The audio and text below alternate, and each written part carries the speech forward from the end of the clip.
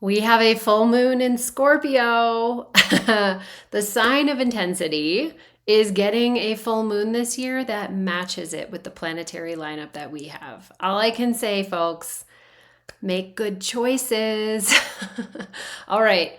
I'm Laura Kusto. I'm the moon phase astrologer. And each week I share the message from the moon and I show you how to use it to slow life down, claim your focus, and find your power. All right. If you haven't yet, hit that subscribe button so you never miss your weekly message from the moon. Okay, this is the week of Friday, May 9th, 2025. And again, we have a full moon this week. It is in Scorpio, the sign of mystery and depth, transformation and power. It's a lot. It's heavy. If you know a Scorpio or you have a lot of Scorpio energy, you probably get it, okay?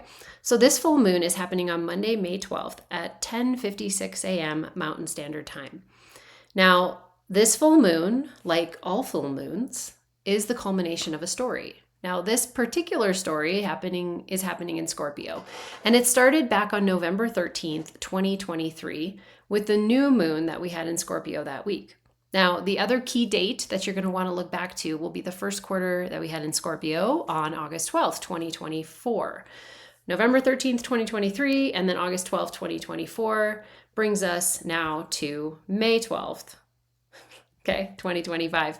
And these are different phases of the moon, but they're all happening right around the same degree in Scorpio. And that's what links them together, okay? So as you look back to that new moon, what you want to look to, see if you kept a new moon journal, then you can see your intentions. But if you didn't, you're going to want to look in your calendar, your sent and received emails, your photos. There's all sorts of places you can look for clues. And you want to see, what were your goals and dreams. But more so, what you want to unearth is your energy. How were you feeling? Because the energetics that you have is sending a signal out to the moon just as much as what you're saying you want. And then you can look in those same places on the first quarter, but on the first quarter, what was the energy around the things that you were doing with other people, the external actions that you were taking? And specifically, did you make any commitments around that date? Okay, that first quarter date. Commitments are akin to showing the moon what we want, which is what we do on a first quarter. So, okay, but once you're in this full moon, now the only thing you need to do on a full moon really is be present. Participate in life, stay aware, and notice what's happening, and pay attention to the realizations that are coming up, okay? So if you want some simple, straightforward guidance on how to work with the moon phases, I know there's a lot of information out there, but a lot of it is fluff and woo, and it doesn't make a lot of sense. And I'll be honest, it takes too much time, okay? So I've been working with the moon phases for a number of years. So I created a guide for you. It's called the Moon Phase Compass, and it's totally free, okay? In it, I share the 3 simple steps that you can use to work with each of the moon phases. And they're the exact 3 steps that I personally use, okay? I'll link that down in the show notes. All right. Also, based on the area of life that Scorpio oversees in your chart, that's where this full moon will be most active. So if you know astrology and you know which area of your chart Scorpio represents, great. That's what you want to look at. But if you're not sure, I have something else for you, and that's the Moon Chat membership, okay? So in the membership, all of my members get a custom moon phase map, they get personal guidance, and they get email notifications sent right to their inbox a couple days before each of the moon phases that lets them know, hey, the moon phase is happening, here's what to do, but also, hey, this is the area of life it's activating for you. I give them the dates, there's a journal system. I'll drop a link for that in the show notes too if you want to check that out. All right, so let's dig into the full moon. And the last thing I want to say about working with the energy, it is not a time to release, okay? Full moons are not a time to take action. Now, I want to clarify this. You might have realizations on the full moon about what needs to go. But unless it's flowing and just naturally sort of falling apart or falling out of your life, don't feel pressure to make it happen on the full moon, okay? That's what I want to, I think that's more, if it feels like it makes sense for it to fall apart and release out of your life, great. But don't feel like you have to release on the full moon. Because really the way the moon phases are designed, it's divinely designed, is for you to actually release on the last quarter, which will be in about 9 months. All these moon phases that I listed the dates earlier, they're about 9 months apart, which I think a lot of people say, that's a long time. I'm like, well, okay, but keep in mind, you get a moon phase every week. Everybody literally has about 36 different stories unfolding across the 12 areas of life all the time, okay? So the way these moon phases are designed, you have a full moon, and then 9 months later, we're going to have a last quarter right around this same degree of Scorpio. It's going to reactivate all of these phases, that new moon, the first quarter, and this full moon. And it's 9 months. If something really big goes down, and I'm going to get into that in a second because it very well might, this is an intense full moon, you're going to have the benefit of 9 months to, fully process this, to fully emotionally and physically and spiritually integrate perhaps what happens. And then on that last quarter, you'll be better equipped, you'll be more grounded to do some releasing in a calm way that really serves you and it serves everyone else involved. Okay. All right. So let's dig into the energies on this full moon and why I am sounding like your mother telling you to make good choices. Okay. So I really thought about that, but that's really the best thing that I came up with. Okay. So we're going to start with May 10th. Okay. So again, the week is starting on Friday the 9th.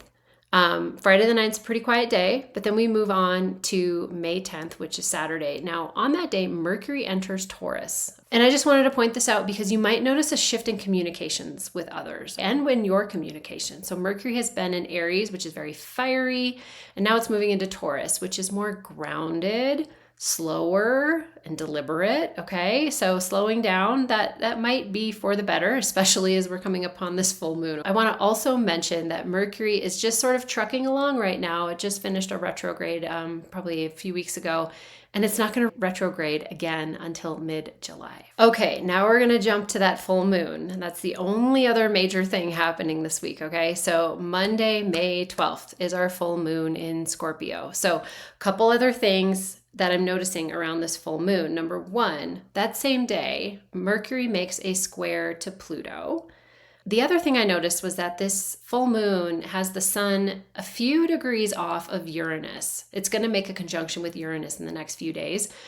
It's not quite there yet, but it's operational, meaning it's that energy is active. Okay, so let me get into what this all means, right? So Mercury making a square to Pluto. So Mercury is the planet of communications. Pluto represents power. It represents control. It also represents what's hidden. Pluto also rules Scorpio. So it has a lot of this like Pluto energy, the full moon does, okay? And then we've got Uranus in the mix. It's very close to the sun. So we've got this element of the unexpected and surprise, okay? Also, that Mercury-Pluto, some power struggles related to communication. When I saw this, I thought, oh, wow, okay, so the ruler of Scorpio is literally getting activated by Mercury, and it's a square. So it's getting activated sort of in this like annoying, like, hey, like sort of tension-y kind of way. It's not great. And so what's happening at this full moon, really, if I could be the moon would be saying something like, hey, I'm reaching my peak here in Scorpio. What's everyone got going on? And Mercury squares off with Pluto and it's kind of like, oh, hey, well, I'm glad you asked because blah, blah, blah, blah, blah, blah, blah. Okay. And really, with that proximity to Uranus, they could be really not well thought out. It could be something that you perhaps regret saying later. But well, the cat's out of the bag now. So that's why I said, make good choices. My best advice here, you may feel the urge to dig up something from the past, but ask yourself why. Why are you doing this? Is it something that needs to be healed? Is it ultimately going to help? Is it going to help everyone in more self-awareness, get more alignment? Or are you just poking at something that really isn't important to you anymore and that you've perhaps already outgrown? So, for example, let's say you run into your ex-boyfriend and he is now married and he's with his wife and she's pregnant. And you remember that when you dated him, he just wasn't real good with kids. Maybe he was kind of a jerk to, say, your nephew.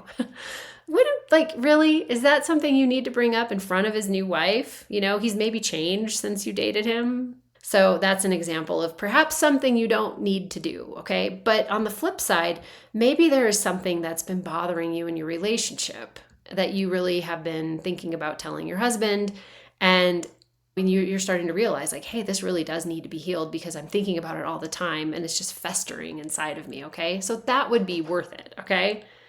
But again, the unexpected here, keep in mind that with Uranus in the mix, something could happen. Someone could say something unexpected, but that could also be you saying something unexpected. You are on the receiving end of things, but you're also participating in this, and other people could be on the receiving end of what you are going through. You might be the one doing the surprising and the talking, or you might be surprised by something someone is saying. All right, like I said, make good choices. Mercury in Taurus, I think, helps a bit here, right? At least it's not in fiery Aries again.